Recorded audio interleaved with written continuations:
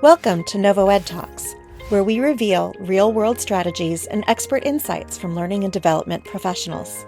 In every episode, we chat with practitioners, course designers, learning strategists, and business leads.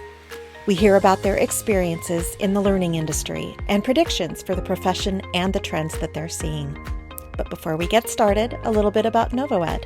Founded at Stanford's Social Algorithms Lab in 2012, NovoEd is a people-centric, capability-building platform that combines social and collaborative learning to drive performance readiness at scale. Through cohort-based experiences centered around human interaction, NovoEd taps into collective wisdom, placing each learner at the center of perspective, application, and expertise. Large enterprises such as 3M, GE, Marriott International, and Nestle partner with NovoEd to accelerate their critical initiatives, reconnect teams, and achieve rapid alignment through learning that is felt, experienced, and swiftly transformed into impact. Now, let's meet our guest for today's episode. Hello, everyone, and welcome back to another episode of the NovoEDTalks podcast, a podcast for training trailblazers to get real. My name is Melissa Fisk. I am the producer of the NovoEDTalks podcast, and today I am joined by Abby Pinto, who is the Director of Talent Development at Thomson Reuters. Abby is got a background in learning and development, as well as a further background in international education and consulting. So she's got a vast, diverse background of experience to share with us today. Abby, thank you so much for joining us. Why don't you kick it off by introducing yourself, your role, and your company? Thank you, Melissa. Great to be here. Yep, as you said, I'm Director of Talent Development for Thomson Reuters, which, for those of you not familiar with it, is a global company of almost 7 billion in revenue. We've got 26,000 employees around the world, and we serve clients in multiple domains. So legal, tax and accounting, government, risk and fraud, and of course, our Reuters journalism business. So very diverse business. And I manage a small but mighty talent development team as a center of excellence within our HR function. So we have a global remit and responsibility to support employees in their skill building and career development. So that's me. Wow. What an on-taking that is. Can you speak a little bit to who are your learners and what are some of their biggest challenges? Sure thing. So again, we have a global organization that's very, very diverse in terms of our employee, the kinds of work that our employees do and the kinds of skills that they're deploying against that work. So I think one thing that we find as a challenge with that learner set is just that diversity. So you can imagine everything from very deep technical experts and data scientists. We have a lot of AI expertise in our organization. So that's one kind of employee. We have journalists, we have people working across our functional areas, working with all these different kinds of customers. So I think that to me is one big challenge. People are specialized in all these different areas. So how do we support skill development in that context? I also think what we're facing, and this is true for any company you talk to, the industries that we serve are evolving really fast. And I'll take AI and generative AI as an example. That is transforming how our customers work. Therefore, it's transforming how we need to work and deliver value for them. And so that's a skill development challenge. So how can we help our learners stay not just up to speed, but ahead of that curve, is what I wake up thinking about every single day. Yeah, it's a fun challenge, and it's an ongoing one for sure. I bet. And just, with technology evolving so rapidly, it's something you're just constantly doing, right? Right. How are you kind of approaching some of these challenges? Like, obviously, besides staying up and waking up and thinking about these challenges, how do you kind of tackle some of them? Well, I think one thing that's maybe even sort of broader than the learning approach, although certainly it influences it, is sort of culturally or organizationally culturally, we are continuing to drive and want to instill a spirit of experimentation and growth mindset. That feels like such an essential ingredient for managing the kind of change that we all are, and also accelerating or fueling learning. I mean, it feels obvious, and yet it feels like we're needing and wanting to underline that for our employees. So that's one thing. Our team is doing a few things. So we've identified and are in the process of identifying a few critical skill areas that we believe are really essential for all our employees. So I put AI in that bucket for sure. And that means, how do I, in my role, use the tools at my disposal effectively to transform my work and improve my work? So that's one thing. I think another priority for us is continuing to identify those critical skills. So making sure that we're grounding our learning and development efforts in what's going to have the most impact for the business, for our organization. We're spending a lot of time this year on our manager development. Again, with this backdrop of big change, how do we want our managers to show up? How can we support them in showing up effectively? We're focused on the learning environment itself. So how can we help people, give them good information about, hey, what are those skills in demand? What are some great ways I can go build those skills, and just make it easy for me to do that? So I guess that's our tech stack, that's processes. How do we continue to evolve that and make that as good as it can be? So anyway, there's a lot of things there. I think, again, one challenge I would especially underline is needing great data on skills. And again, we are not the only company thinking about this and trying to figure this out. So what are the skills in demand? What's our supply? How can we, again, ever faster help our employees build those skills? Yeah, absolutely. Yeah. Something you talk about is, like ever faster. How can you do it? With the rise of remote work and virtual collaboration, like how has your approach to learning and development kind of adapted to ensure that your employees are equipped and like kind of staying ahead of this curve? Yeah. Great question. I think we're fortunate in that we, as an organization, we're already used to virtual collaboration. I mean, well before the pandemic made remote work or hybrid work more of a thing, we were accustomed to doing that anyway. So we have the infrastructure to do that. We have been focusing more actively on how we help people learn from their peers. So in structured ways. So how do we help people connect one-on-one in mentoring relationships? How do we help them connect in small groups for virtual coffee chats? How do we continue to identify the knowledge and expertise around the organization, give people ways to raise their hands and share that? That's been really, really fun. And to me, like that feels like a supercharged way to help people learn. And I think the adage about if you're teaching or you're helping somebody else, then you're sharpening your own skills. That holds true for sure. And then I think the final way is we are leaning into how can we provide short-term projects, gigs, and experiences that help people develop their skills. So ideally, with our talent marketplace, we are, presenting a way for, managers and others to say, hey, I need a pair of hands or several to get this work done, and it's a great development opportunity. So let's make that match. So we're doing a lot more with that as a means of learning and skill development. That's brilliant. And I love that it's just like tying people back to people, which is so important. And I think that's just For like sure. a very effective way of doing what you're doing. You mentioned earlier, trying to find kind of like data around skills. How does your team identify and address skills gaps within the organization? Like, how are you approaching that? Yeah, we've got a lot of work streams underway, parallel work streams on this right now. So here, and we're going at it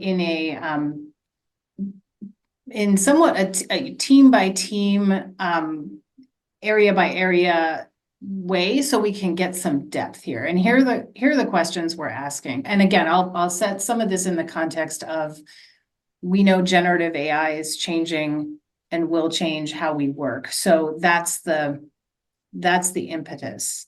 So we're asking, all right, today, how are you spending time during your work week? Like, what does that actually look like today? What is the technology advancement or advancements that are already changing what you do and how you do it?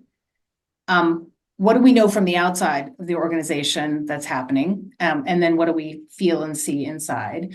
How is this particular role or roles going to evolve? And then knowing all that, like, what are those top 3, say, most important skills that someone's going to need?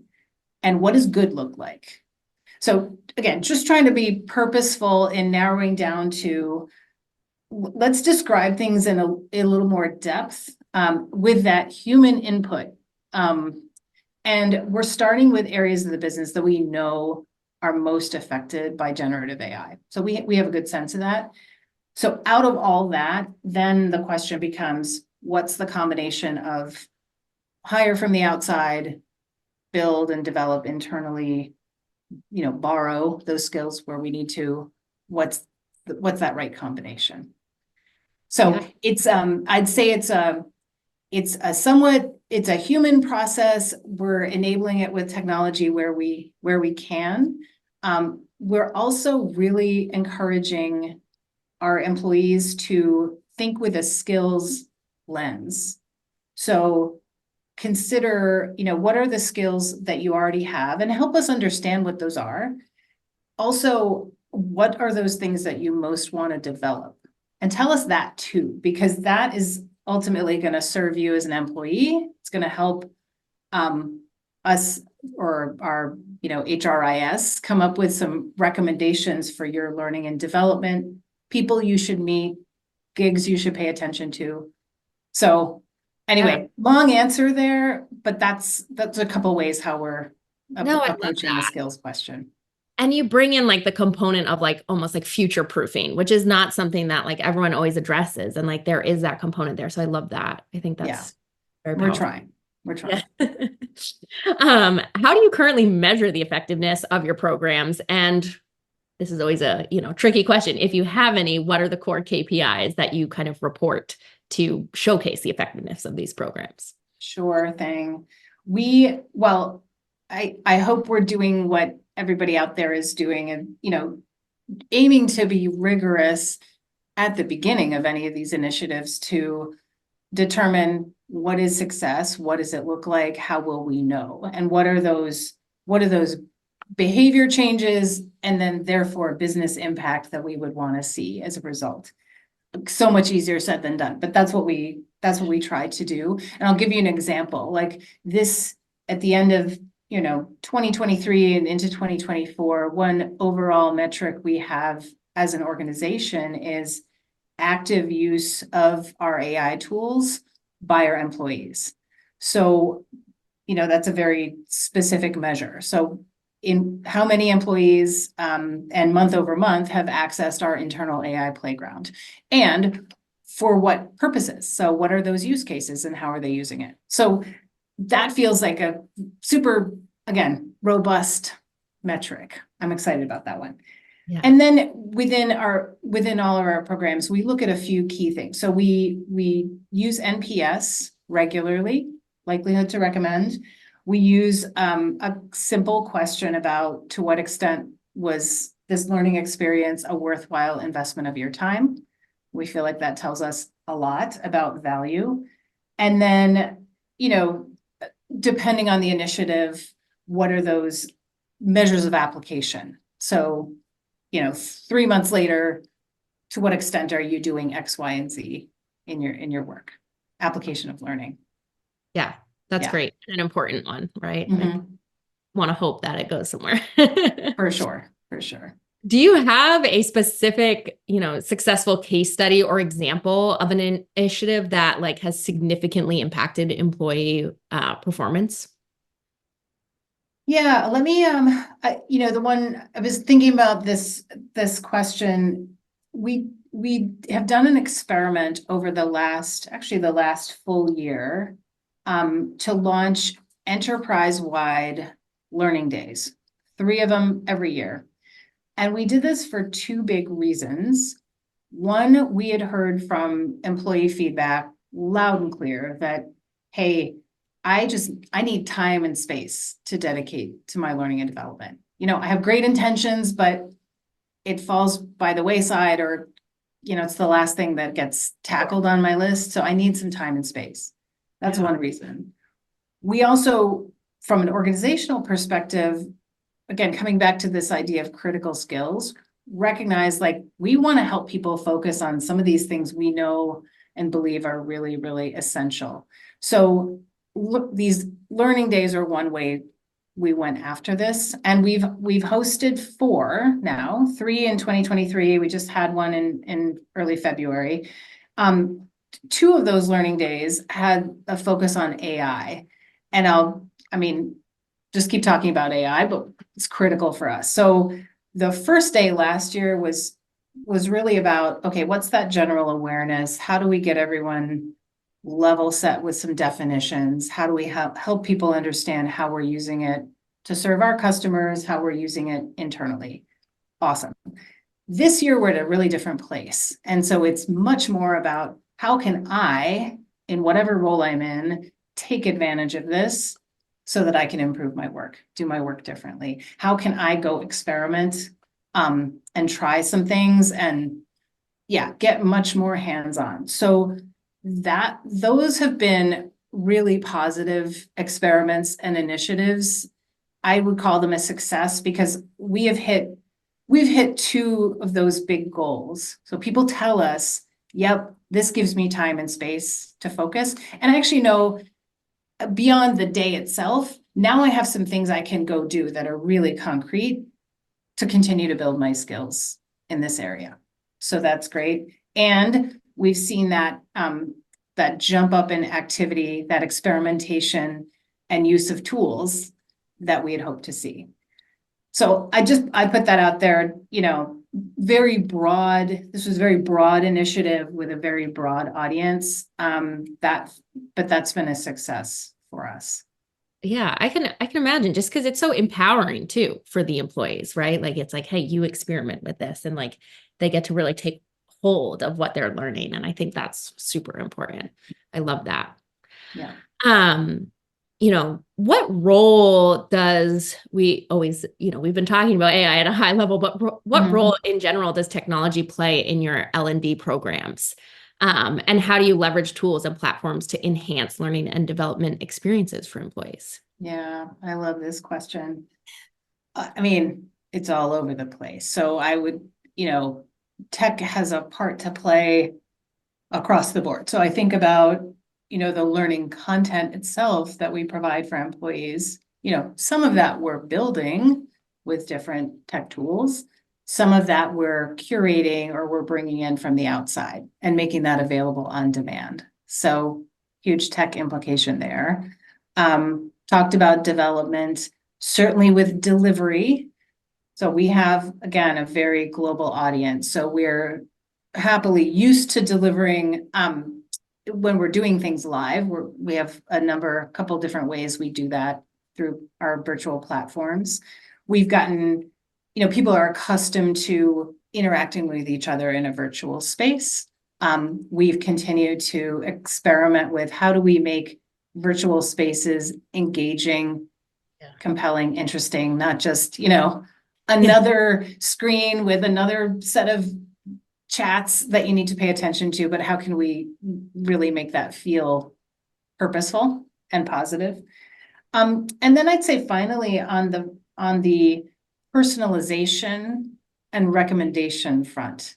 So I'd mentioned that our HR information system is helping with this. Like as we're populating that with our learning libraries and our learners are sharing, here are the skills I'm looking to develop. Here are the skills I have. Then that's feeding the engine to spit out recommendations that are much more personalized to me. And that to me is super exciting. Like, I actually think that's one of those future, possibilities that I am thrilled to see come about. So it's not that we're making our learners wade through forests and forests of stuff, but we're able to serve them up things that are really, really relevant. Yeah. So tech is all over the place for our learning environment, and it will continue to be, for sure. That's awesome. Kind of thinking a little bit more broad, generally, specifically about the industry. Obviously, the last 5 years, things have shifted in all kinds of different ways. Maybe, per what you were mentioning earlier, you've been a global organization, so you've been doing things virtually and remotely. But what are some key takeaways you've seen in the last 5 years for how things have shifted? Oh, goodness. How have things shifted over the last 5 years? One trend that I mentioned that I think continues to be a real challenge is there's just this explosion of content and information coming at people. So the competition for attention is ferocious. And that is, I don't know. I think that's a big one. So there's so many compelling things to pay attention to. How do I discern as an individual? How do I discern what matters? And as an organization, how do I not flood people with stuff and instead get to that personal, relevant, delivered to me in my moment of need? So I think, there's the recognition that we need to do better there. Also, not move away from delivering training for those just in case scenarios and move it towards just in time or just for me. Yeah. Yeah. Because it's hard to call up, like I might need it someday. And then you're like, I know I read something somewhere or watched somewhere. Yeah. At some point, like, I don't know. Yeah.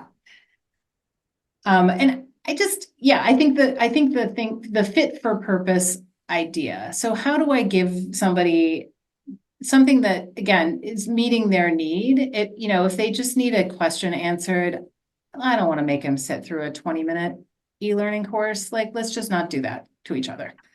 So I think, again, what I've seen in the last few years, there's more recognition about that. Are we where we want to be? Probably not yet, but that's what I see going forward. But working on it. Yeah, for sure. And as the workplace continues to evolve, how do you see the future of L&D in general? Like, expanding upon maybe what you just mentioned, what trends or emerging technologies do you believe will shape the way organizations invest in their employees' growth? Again, personalization is a for sure. I would hope that we continue to evolve in that space. I do feel like anchoring in skills and skill development. I mean, skills as the currency of the realm. That will continue, and I hope it does. That feels valuable to the organization, and it feels valuable to an individual. If I can get really clear, all right, what are the skills and how should I build them and how should I demonstrate them? That's going to get me more interesting career growth and opportunities going forward. So moving to that way of working, I'd also like recognizing that skills have a shelf life. How do we as L&D professionals and organizations get better at, again, accelerating how we identify skills and then deploy learning experiences that attend to those skills. That's our challenge. That's one of our challenges. Yeah, absolutely. I think it's a pretty common one. And then lastly, Abby, as a fun send-off, this is always my favorite question to ask. What advice would you give to those just stepping into a leadership role? I think I'd point to three big things. So one is get really clear with your own leader and your own stakeholders what success looks like. I mean, hopefully you're doing that at with every role and at every step, but worth doing very specifically because it is highly likely that what made you successful before is going to be different now in a new role. I think it's a great time as well to ask for help. So I think about my amazing team and wider set of stakeholders. I really call on them in so many ways. So lean on the wisdom of your team and their experience and expertise. Widen your aperture too. I mean, there's so much wisdom in the people around you, so lean on it. Don't feel like you have to know all the answers by any means. And I think my third recommendation is get a great coach, or more than one, because boy, it's really helpful to have a sounding board and a partner to help you along. Those are my tips. Absolutely. I love all of those. I love the coach one because we ourselves are never done learning, right? So we always completely agree. Abby, thank you so much for your time today. It has been a pleasure having you on the NovoEDTalks podcast. And to all our listeners, thank you all for listening in to another episode.